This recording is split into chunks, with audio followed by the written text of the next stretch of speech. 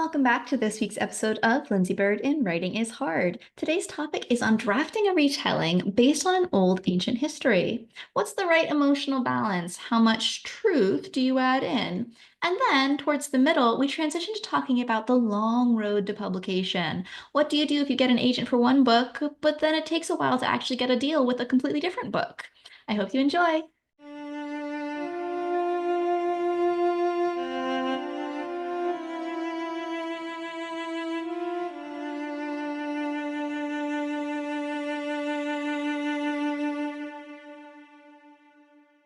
Today's author interview is with Alysha Rameera. Alysha is a Sri Lankan and German-American author who writes about little-known historical figures, romance, and magic, preferably all together. On non-writing days, you can find her baking at home or traveling the world with her husband. Her debut novel, Her Soul for a Crown, will be released on the 12th of August, 2025. Its backup book blurb reads, Anula Ramanaika of Anuradhapura calculated her ascent the moment she was orphaned, when her village burned in an endless war and the gods forsook her prayers. First, she would marry the Raja. Then, she would poison him and take the throne for herself and her people. But when an unexpected coup thwarts her careful plans, Anula is left with one desperate option. She offers her soul to the cursed gods she renounced in exchange for the crown. In the second heavens, Riri, the Blood Yaka, the most dangerous and powerful of his clan, hears her prayer. For eons, he's waited for such a valuable offering, one that could finally give him the chance to kill his divine tormentor and return his fellow Yakas to their former glory on Earth. Riri accepts Anula's bargain, tethering them until their goals are achieved or until they die. As the war presses on, Anula must move quickly or lose her chance to become the first Regina. But while she is skilled at many things, especially in stopping hearts, the closer she grows to Riri, the more she finds her own heart at risk. And when the time comes to fight enemies, both human and divine, Anuradhapura and the heavens will never be the same. So just to start us off, this story sounds like a wild ride from start to finish. I am genuinely excited for it. What inspired you to write it? I'm so happy to hear that. That my inspiration actually came from an article. I'm fascinated by history and especially little known historical figures. And a few years ago, I saw this article about how Anula of Anuradhapura was history's real life Cersei Lannister from Game of Thrones. Um, and so I had to read the article. But so she's barely in any of the history books, but where she is, she's only known for poisoning six husbands to get to the throne. Immediately, my hackles rose because I was like, here's a woman who accomplished something only men had been able to in ancient times, and she's villainized for it. So I thought, what if she poisoned her way onto the throne because the men doing the job were the actual villains? And as I dove into research, I found myself asking the same question about the demons in Sri Lankan mythology, which were seen primarily as these insatiable beings of disease and death, so cruel and savage that their leader often had to physically punish them. But my question was, what if they weren't the villains either? After all, it's usually those in power who write the history books. And as we've seen and are seeing now, being in power does not negate one's ability to be the true villain. I think that's absolutely true. I mean, it's a very common phrase to hear that villains are not villains to themselves. It's other people who ascribe villainy upon them. What was really interesting, what you just said, was that the head person in charge would punish his own demons. Um, that's a really interesting dynamic because usually you don't hear about that. Can you speak a little bit more about what you know about that particular topic? Yeah, so from what I understand in my research was that the leader of these demons was also cruel and insatiable, but that they wanted the power of control over the demons. So these yakas um, brought disease and death upon the island of Sri Lanka, but there were like rules, like you couldn't do it too much, basically, and they would. So the leader would have to like punish them to keep them in line, being like, oh, you went over your quota this month, basically. So now I must torture you. Well, I mean, it's interesting because like if you just had rampant villainy and just like unchecked disease, the entire population dies. Now you have no one to punish or hurt This or is inflict disease true. upon, because Yeah. they're gone. So I mean, Yeah. to have some sort of checks and balances where it's like, all right, you're allowed to, manage this amount so that you get people freaked out and terrified, but you can't go more than that because if they're all gone, we have no one to torture. This is true. I actually hadn't thought of it, but that makes total sense that like, yeah, you don't want to kill off all of your um Prospective basically victims. yeah, your victims or your meals. I don't know. Yeah. It's certainly an interesting dynamic. Yes, it is. Speaking of dynamics, when you're actually writing a character or characters that have different statuses of divinity, so you have a human character or a demon character or anything of that nature, how do you approach that on the page? Is there something that like is clearly like this is obviously a character who has divine powers versus this is someone who's just human? Yes, I definitely wanted the characters to feel innately different. A divine being has been around for centuries or more, right? So I wanted in this book particularly to have the heavenly beings use older types of language. And in past drafts, I put too much old language in there that it kind of like pulled the reader out. And I had to figure out the balance of like keeping their voice different, their language different without it being a distraction or without it feeling so out of place for the actual story that's happening. But I did want to show a difference, and I wanted to show their sensibilities being different as well. Um, I have that overlord, basically, his sensibilities being different either than the beings below him, and then the humans having different sensibilities as well. But I really wanted to give them all a sense of emotional spectrum because I'm fascinated by feelings and emotions. And I believe that humans aren't the only ones with those things. It's innate to creation. And so I had a lot of fun kind of playing with what is their sensibility as a heavenly being around for centuries, and what is their emotional spectrum, where do they land and why. So that was really fun. I think it's something that I've always really enjoyed because those are just those complex questions of the unknown where we Yeah. don't have a set answer because as far as I'm aware, we don't have a divine being that we can just, go and chat to and actually get, verbal feedback on. It's like, how are Yeah. you feeling today? What do you Yeah. think of, this situation? How has the Um, last millennia felt to you? I mean, does time pass quickly? Like, if you go to sleep, do you wake up 300 years later? Like, how does this work Yeah. for you? And so I think it's fun to like explore those types of, if you did live for eternity, how would you, like, what is the passage of time to you? What is the Mhm. significance of one human life, which is only maybe at most 100 years or so? And often much less. So I think it's really fun to like tap into like all the questions you could ask about that. Yeah.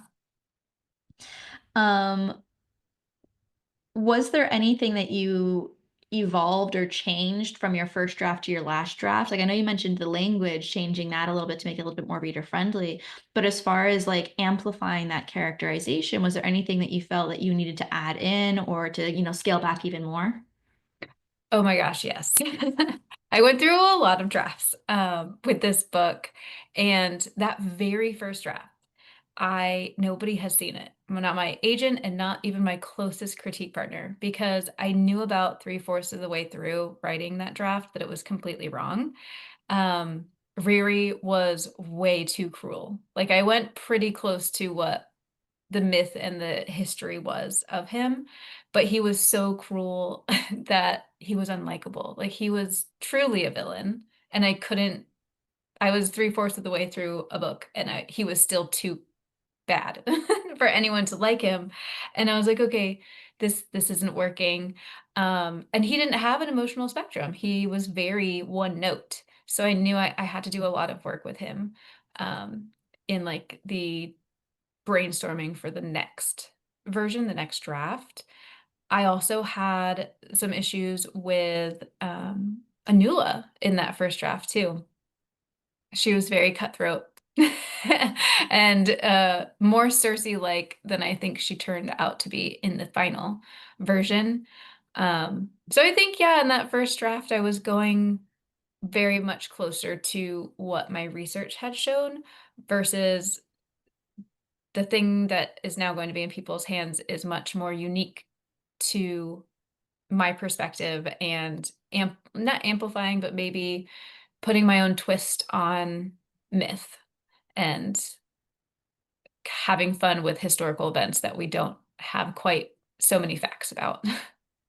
Well, that brings up a really interesting question that I've about before on this channel, but it's so uh, common amongst different writers. When you're tackling a retelling or you're looking at a mythology and you're trying to bring it onto the page, um, how do you decide, okay, this is the myth, this is the story I'm going to tell, and say, okay, this is the historical event, this is how I'm going to reframe this historical event. Like when, like you said, your first draft, he was very close to the myth, but he was so unlikable. Why did you decide that you wanted to pull away from the myth to create a different story, and what were those factors that led to his eventual creation at the end? Oh, yes. So it took me a lot of drafts, like I said. It was really tough, honestly, paring back all of my research to find the story I wanted to tell. I knew from the start that I wanted to show Anula as someone other than just a cutthroat woman killing people to get power. And I think after that first draft, when I sat with Riri, I asked the same question. I said, do I want to show him as the myths show him, or do I also want to show a different side? That he's more than just what some of the stories say he was. And I find that more fun, especially reimagining or retelling something, is to look past what the stories say or look in between the lines. Because sometimes myths, or not sometimes, a lot of times, myths change over the years because it was oral storytelling. So some details are different depending on which story you hear, which myth you hear. So I kind of like playing with looking between the lines or even just adding another story to the mythology around them. And I thought it worked really well to have two main characters who I wanted to do a twist on versus going by the research. No, and I think it's really important to like be clear with yourself before you, maybe not before you start, but at least when you're getting that final draft together of saying, okay, this is the story I'm going to tell. This is the focus I'm going to apply here. This is the character arc I want to follow. Mhm. Um, but when you're doing a retelling, do you feel at any point constrained by the history that you've been following up until that point? Or do you feel perhaps, or do you ever have a moment of doubt where it's like, are people going to like this because I've changed so much from the original? What do I do? Or are they going to be upset that I haven't, kept him as perfectly villainous or kept her as morally black as we had originally had her? Oh, yes. I question constantly. But my one of my critique partners really helped me right before the final draft came together and like the story really solidified was she had this great question or not question, but she posed it to me in this way of she said when you start a story, even a retelling, even with, myth there or a little bit of history, a story when you come into it has a lot of doors that you can walk through at any given time. There's hundreds of doors you can go through this path, this path, this path to tell, and you need to start closing the doors. So I had to start making decisions. Um, I started with how I wanted to ultimately have the reader feel, like what mood I wanted to bring. Is it grimdark? Is it hopeful? Is it romantic? Is it angry? And then I had to decide how closely I was going to be historical. And yeah, so I had to answer those questions for myself of, am I okay changing historical events and having people maybe be mad about it? And to what degree I was okay changing history. Thankfully for this book, it was set, or Anula lived so long ago that there's very little actual solid facts or actual solid descriptions of places and setting. So I really did get to play up with the fantasy fiction of her setting, um, because there aren't any pictures or paintings of what like the palace looked like and what the clothes were. So I got to play a lot with that without feeling like I was being too flippant with history. Um, but yeah, so making decisions to close doors helped the story come into like solid form in my head, which obviously made it more solid on the paper.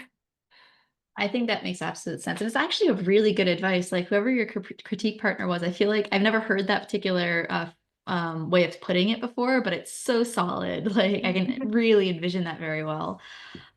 Because I think it's true. There are moments where like I can make my character do this, I can make them do that. And sometimes the character drives you forward where while you're writing, they're like, nope, I'm taking that door. That's the door I'm Yeah. taking. Doesn't matter what your Yes. draft says, I'm going that way. Um, and other times it's just like you know where you want them to go and it helps Yeah. just follow that path forward. So I think it's a really great metaphor. So out of curiosity, you've mentioned several times that you've had multiple drafts. When did you first sit down to start writing this book?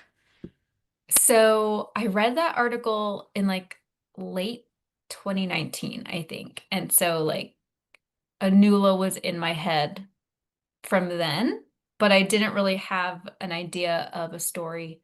Um, and when I told my agent about it on our agent call in January of 2020, I was like, she asked if I had any other ideas, and I was like, oh, I might have an idea for this person named Anula, and kind of like told her about the article. And she was like, yes, do that one. And I was like, okay, I guess so. So I sat down to start researching in August of 2020. Um, so yeah, that was when the book comes out, it'll be almost exactly 5 years, like to the day from when I sat down to start researching. If it makes you feel any better, I also was inspired to write my book in around August of 2020. Um, Really? Oh my gosh.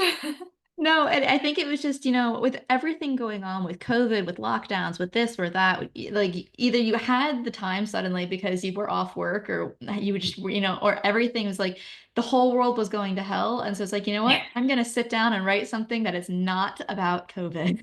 Yes. Yes. I'm gonna go to, for me, I was like, I'm gonna go back in time, like really far back in time before any of this stuff was possibly an idea.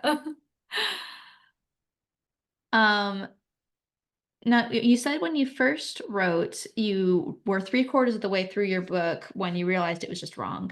Did you finish that draft? And then when did what was your process of starting the next revision? For instance, I know some people put the two documents side by side and they just start rewriting like from scratch. Other people edit. What was your particular process? Yeah, so when I hit that like three-fourths part, um, I was struggling to be able to come up with like the climax. They were still not, the two main characters, Nula and Riri, still hated each other at like 75% of the book. And I was like, this is not working. So I stopped. That, I think that's the first, no, it's not the first book, but it's the first book in a really long time that I didn't finish the first draft. Usually I push to the end, but I knew so much was wrong and I couldn't even see an ending for that version. So yeah, I just stopped there. Took a break for I think like a week and then came back and rethought everything. Made those decisions, closed more doors and yeah, so up front I did about 6 months worth of research and then did that like first draft and when I was reconsidering everything and outlining for draft two. I did a little bit more research. Um, but yeah, that I think roughly 3 years and like three drafts. There was one draft. Usually for the first draft, I try to just go straight to the end. I will stop to edit a chapter if, like, in hindsight, later that day or the next morning or a couple chapters down the line, I realized that I made a wrong decision, went through the wrong door. I will go back and fix it because I know that it's wrong. And when I send stuff to my critique partners or my agent, I want them to be able to flag stuff I can't see. So I want to fix things that I can see. But that's like really the most that I'll do is if something big is flagging while I'm drafting. And then I'll get feedback and do like a big revision for a full new draft. That's typically my process. Otherwise, I think I might just be spinning my wheels on like the first 5 chapters for a year.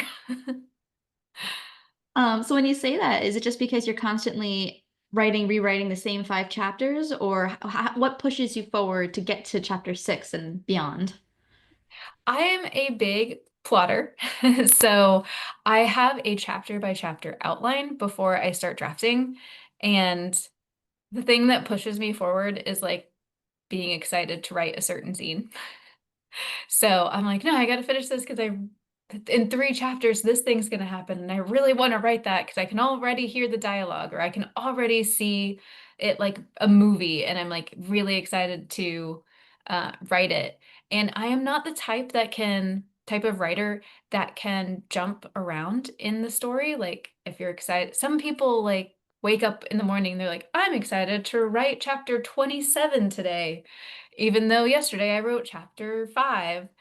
I can't do that because for in my head, the emotion of the characters builds in each or changes in each chapter. So I don't know what their emotional climate is in chapter 27 until I've written 1 through 26. So yeah, the thing that like pushes me forward is being excited to write certain scenes or certain pieces of dialogue. And also, I'm type A personality. So when I give myself a deadline, I'm just like, we got to make it. This is the plan. This is the deadline. I then even break it down to how many like chapters or words a day I need to get to.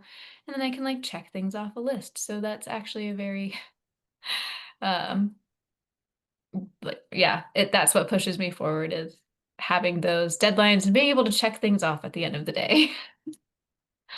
Now, you mentioned earlier that you had your agent prior to starting writing this book. When did you get your agent? Yeah, so I got my agent in January of 2020 on a young adult novel, also historical fantasy. And we did a short little edit on that to make it middle grade. We were trying to kind of hit that gray space between middle grade and young adult for like the 12, 13-year-olds. um, Bridging. It looked like at the time in 2020, in January of 2020, it looked like publishing might be very excited to put some books in that gray space to help bridge readers.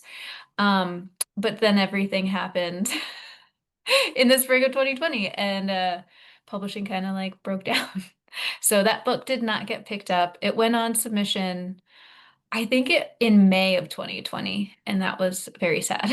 Sad time. But so while that was on submission to editors, publishers, I wrote this one. This was well, I re started researching and then wrote it. It's quite a big jump from vague middle grade young adults to adults. Why did you decide you wanted to make that leap from that age group to a more mature age group? Yeah, so I started writing in 2012. Most of the books, so it took me 6 books to get land an agent, and Her Soul for a Crown is actually my ninth written book. So I wrote a lot of YA, young adult books, and middle grade.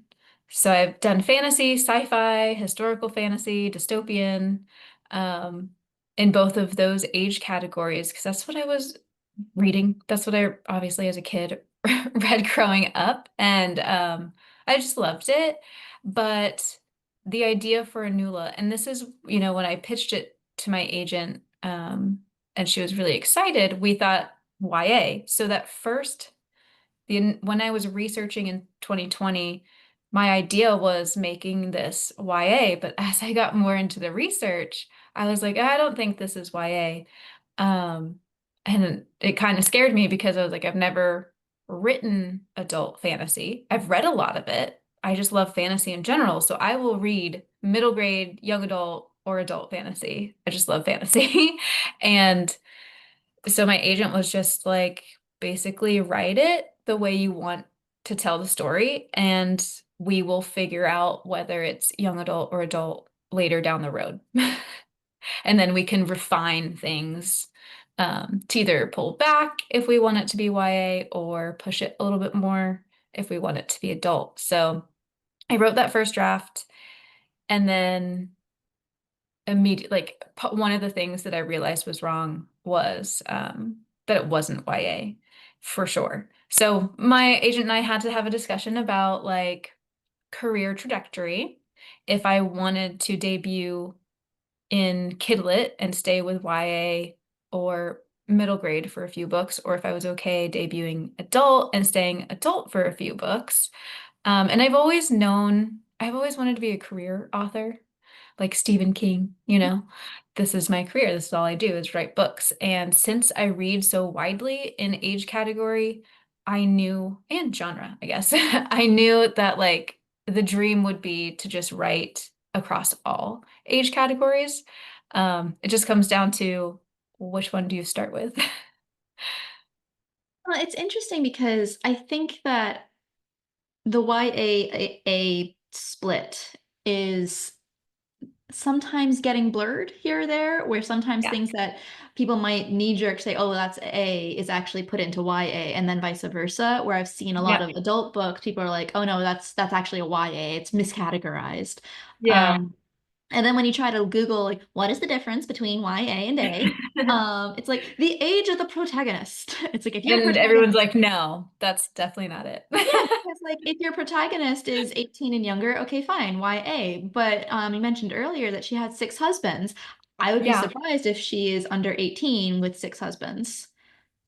So that's one of the historical things of like, there are no facts. I mean, this was like BC time, so maybe she was married off at 13 the first time, but there was no facts. So I could kind of play whether we wanted to have her be an 18-year-old with six husbands or That not. pulls in a lot of other stuff too, because which for me would also make it more adult because all right, are we talking about underage situations Yeah. where like which to me would be like, all right, yes, the character is young, but if she's being exposed to situations that I think would be a more mature topic, Yeah. that would put it into adult no matter what, from my perspective. But I think that varies for everybody. I agree with you on both of those. For me, the difference is maturity level and the issues that the main character is facing. Is it an issue that teenagers or coming of age adults deal with? Or is it an adult issue that you need adult maturity to deal with? That's how I personally like see the difference. Understand that that's like a hard way to market a book. It's like it has to do with the issues or the maturity level. It's so much harder than saying like it's the age. It's really complicated, and I think one of the things that I have learned for myself with the publishing industry is everything is made up. What applies to one book may not apply to another book. One author's experience is completely different from another author's experience. The audience, whoever they may be, and how they interact with that book, may change their minds from one book to the next. And so it's really hard to put boxes around certain age categories and genres. Yeah, it is. I definitely do not um I'm glad that I'm not that person in the publishing house that has to make those decisions and then try to get it across to the American people. No, that's true. Um, when you made the switch to say, okay, this is going to be an adult book, I know it's going to be an adult book. Did you find your writing style changing, or did you find how you approach certain topics changing? Yes, actually. So I kind of feel like with each book, I tried to get better with my skills.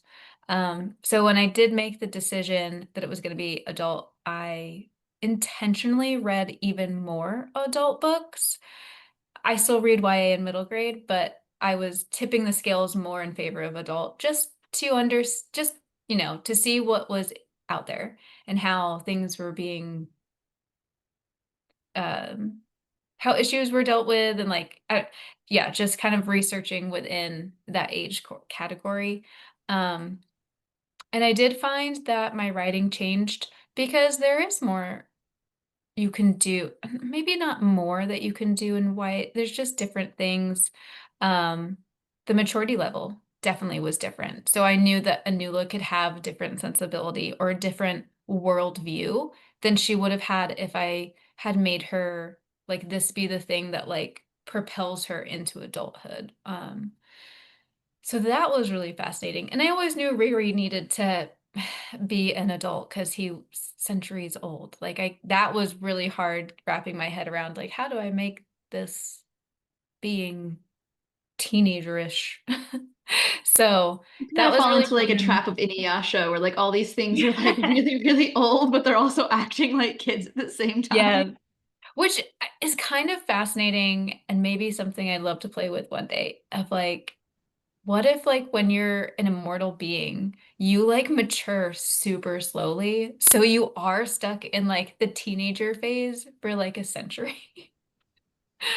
I mean, I think there are stories that definitely cover it, and you could, but I do think it's an interesting way of looking at it because like how do we ascribe maturity? And then once you get into it, it's like, why is this the magic number for you have developed? Yes. What 18, you're suddenly like an adult, but like technically brain-wise, your brain isn't done you fully see, developing until you're like 25 or something. I struggle with that so much because your brain is constantly going through changes. Yeah. From the moment you're born to the moment you pass away, your brain is constantly developing in different ways. You're losing brain cells, you're Mhm. experiencing disease degeneration, you're experiencing different types of stimuli. And so if we keep changing the name because your brain is fully developed, well, the Right. next year you're going to experience something different, and maybe it's traumatic, maybe it's wonderful, and the way that your brain adapts to that response is going to have an effect on you. And that could be post-traumatic stress disorder, it could be Mhm. anxiety, it could be any of these things, and but that is a development. And so you Yeah. say, when is the magic number for your brain has developed? Like, how much trauma have you experienced? Yeah. How much like, and I feel like we can keep pushing that number higher and higher, higher, but all it does is more infantilize a already mature population. Yeah. And also, sorry, I'm going off on a tangent now. No, I Um, love this tangent. I think it's just the more you give an arbitrary number to something, you do have to eventually say, okay, you're mature, you're developed. But if you keep pushing it higher and higher, I think it also excuses immaturity and people who should be more Mm. mature. And it also takes away agency from people who are adults but don't have the ability to speak on their own behalf anymore. Oh, oh, I love that. That is a great point. Anyway, the difference between YA and A, we're going to end up in Yes. novels where all the YA are now 25 and younger. Yes, I know, It's right? pushed it. Oh. Um, So you had a long process between 2020 and when did you go on submission with this book? Ooh, we went on submission in, let's see, I believe it was September. Yeah, September of 2023. Okay, so it took Again, 3 years or about so like 3 years. to from starting to write and actually getting there. For people who are really nervous about author-agent relations and the long gap between writing a book and going out on submission, what was your experience with spending 3 years writing a book and not necessarily handing something over every other week? Yes, lots of anxiety. But no, honestly, so So we went on, so I got my agent in January of 2020, and we did a little revision on that book that she signed me with, and we went on submission in May of 2020.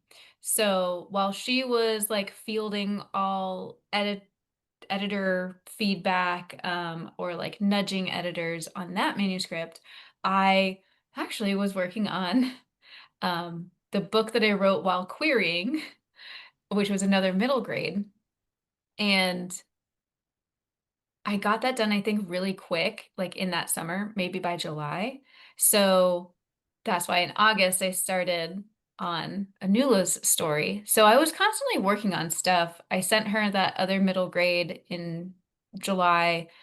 We did like a slight revision to it in the fall. And then she was like, all right, this one is also ready for like submission if this first book doesn't get picked up, or we can pitch it as like a book two or an option book or something like that, since it's also middle grade. But that first book died on submission about a year later. But for funsies, we decided, I think I was just being impatient. I wanted that second book on submission as well. And there was a great turnover of editors in 2020 and 2021. So my agent felt there were actually new editors to go out with that second book. So for about 4 months, I had two books out on submission while I worked on Anula's story. So my agent was busy with those, and she knew that I was working on Anula, and she just we had check-ins. She usually does one big check-in at the end of like the year, to set like goals for the next year and kind of review what happened this past year. And other than that, if I had any questions, I could check in with her. But she really let me know that she wanted to give me space to write and time to write. And she was like, we want the best book that you can write. Take as much time as you need. So even though I personally felt like I needed to do it fast, I needed to get it done. I needed to work with my critique partners and get it to like the best glowing version it could be before I sent it to my agent. She was just very patient and encouraging the whole time. So when we did check in, because she would be sending me updates about those books on submission, I would like at the end of the email also be like, just so you know, this is where I'm at in my process of the next book. And she was just always kindly saying, take your time.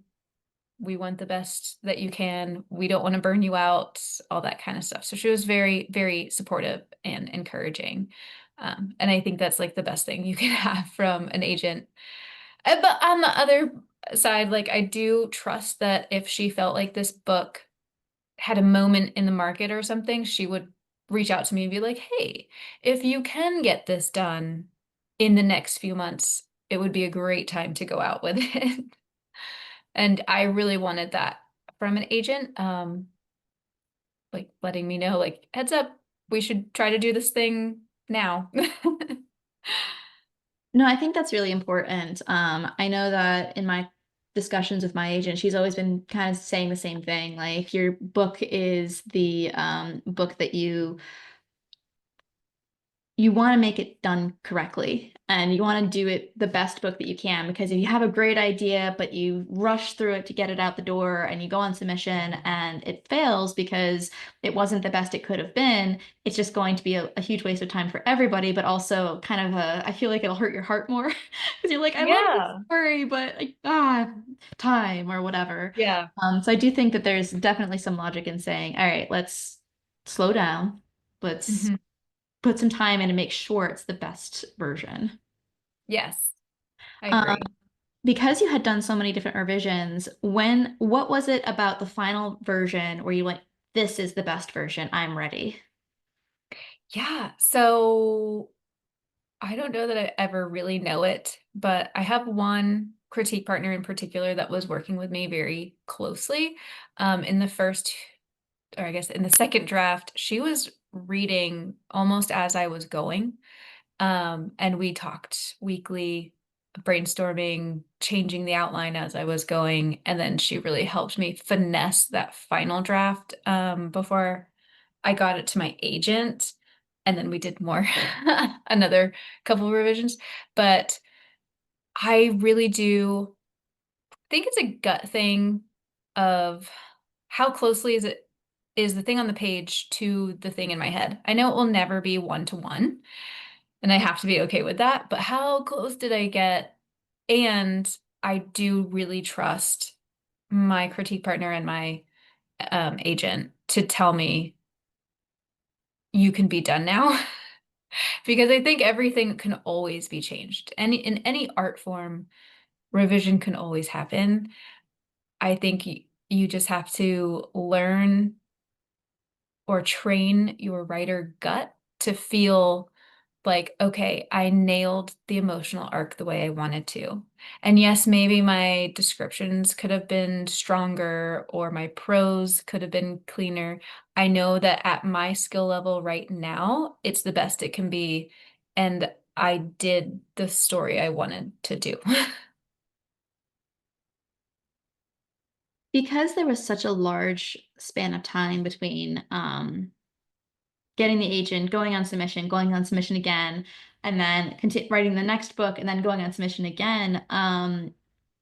How did you manage emotionally through that really difficult process? Because it's a heartbreaking to not immediately get, oh, by the way, you've got a great deal, here you go. But to do it again and again. So what gave you the perseverance to continue, and how did you keep confidence in yourself throughout the process?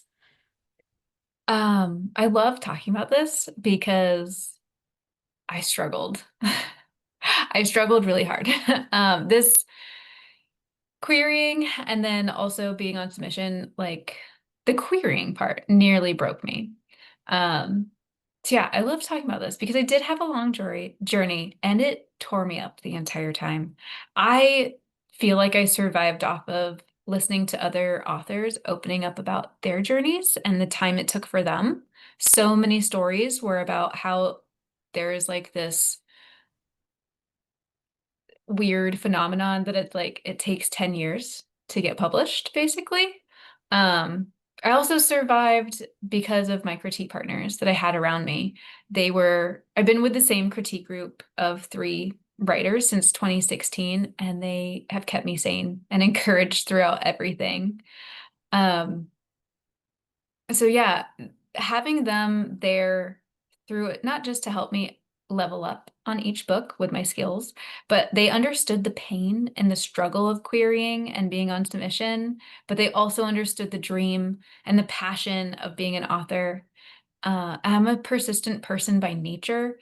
So when I decided that this was the career that I wanted, um, I knew that if I stopped writing or stopped querying, that career would never happen because no one was just going to like accidentally give it to me. And like one book wasn't going to make a career.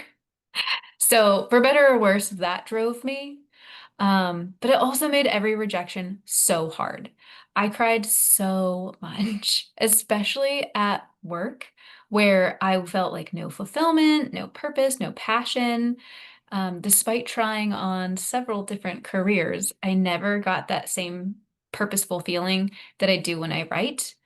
And so I actually fell into a pretty deep depression at one point and thankfully went to therapy. And that is where I realized that I'd put my whole life and my whole happiness into this dream career. And I began to untangle that and to live outside of a career and have like a better work-life balance. Because since I had seen writing as my dream career, I spent every weekend working on that. But then Monday through Friday, I had to work at a day job. So there was not a lot of life happening between the two jobs. But as I began to untangle my life from career and the happiness that I felt, the rejection started to hurt less.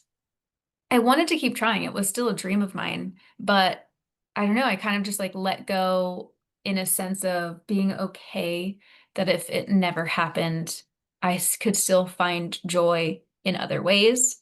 So I found like a peaceful balance and it was very joyful, like a very joyful time prioritizing that. And then funnily enough, I signed with my agent like just a handful of months later. So yeah, my advice is like always have a few trusted author friends because they understand things that in the way that family or other friends just can't, because this industry is so different than any other industry I've been part of. But it's also nice to have friends outside of publishing. For me, it helps me like leave it at the door the way that any other person can do in a job. Um, but also a perspective shift. This is what I got through therapy was just that rejection is not bad. For me, I saw it as that rejection is the staircase to success. Each rejection is a step up the staircase. And as long as you don't stop moving up, you're going to reach the success that you want. Um, I also advise like taking those stairs in a mentally and physically healthy way. If those stairs start to eat you up, that's when I think you need to like have those friends, have outside hobbies, and have a therapist. Because yeah, even though it's the staircase, it's still, I don't know how you feel about staircases, but they wind me, right? So like rejections are still going to wind you, but they don't have to crush you. No, and I think it's a very healthy mindset. I mean, I think one of the biggest things for me looking at the industry versus writing, because writing is separate. You can write as much as you Mhm. want, whenever you want. It's like when you're trying to write as a career author versus posting fan fiction or writing in your journal or just writing for yourself or whatever, it's a very different set of situations, Yeah. mainly because your success, quote unquote, is not determined by yourself. Somebody Yeah. else who you have no control over is going to go, I think I can make money off you. Yes. And you can't control that. You can't control who's going to be the one who's going to open the pocketbook. You can find joy in your writing. You can, find Mhm. ways to, you know, I want to, I for myself want to advance my craft so I can write a scene that makes me cry.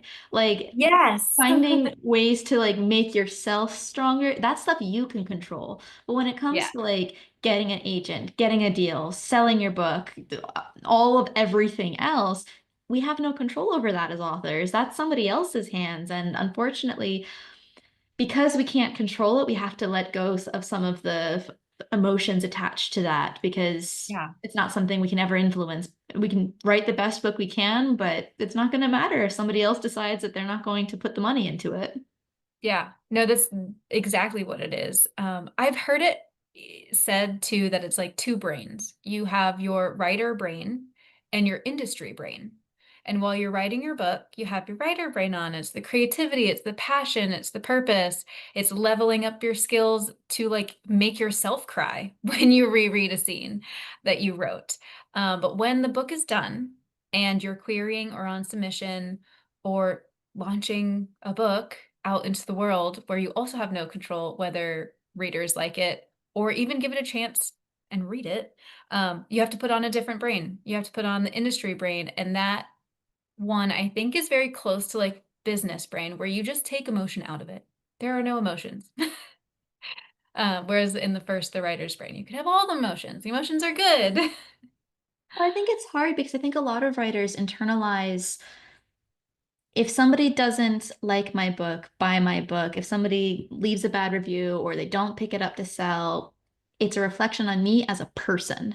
Me as Mhm. a person is a failure because I think we attach so much, like we're trying to say something when we're writing a book, Yeah. and it feels like no one's listening. And so there's this Mhm. emotional conflict where we Yeah. really want to like talk to somebody by writing this book, but that Yes. doesn't, if somebody doesn't buy the book, that doesn't mean that our words are invalid or that we ourselves are invalid. It just means that that person is making a capitalistic decision that has nothing to do with us or our emotions or what we have to say.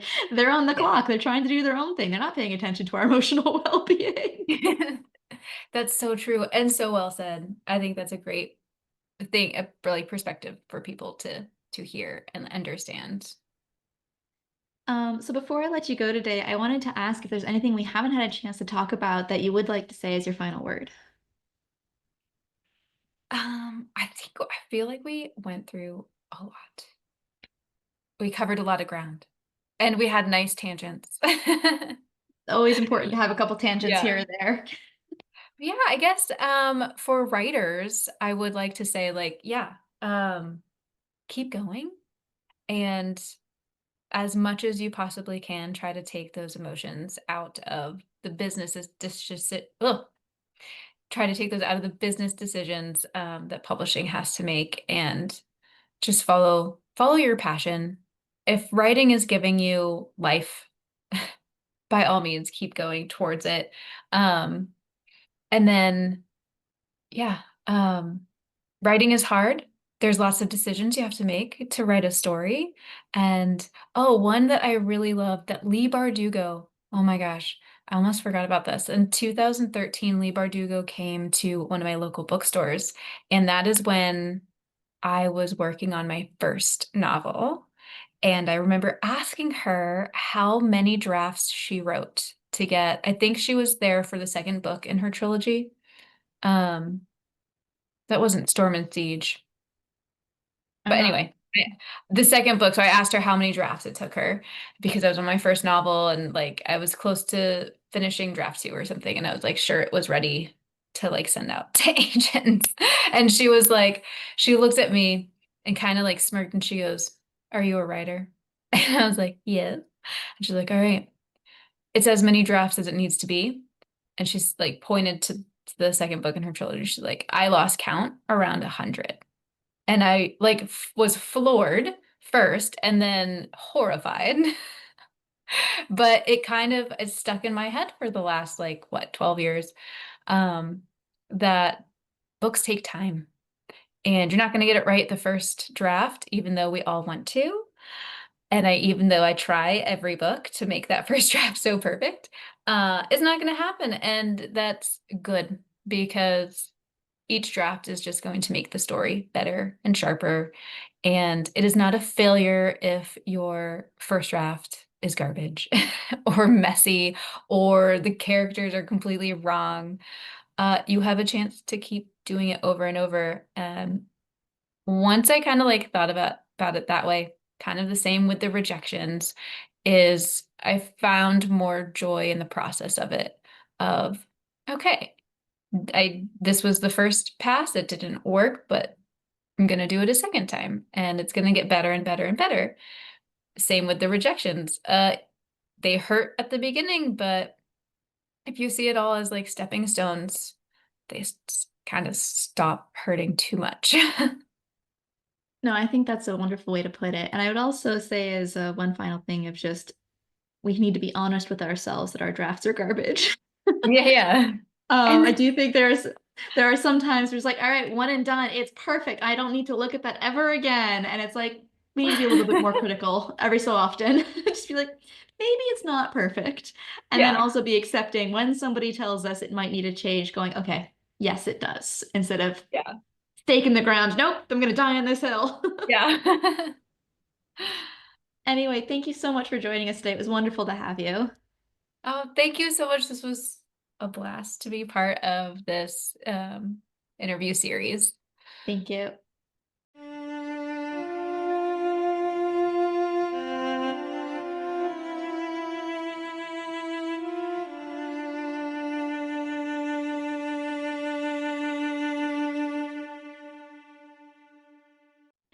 That's it for today's episode of Lindsey Byrd in Writing is Hard. Alysha Rameera's book, Her Soul for a Crown, is out on the 12th of August, 2025. If you enjoyed this content, please do like, share, and subscribe so we can continue to bring you more. Bye for now.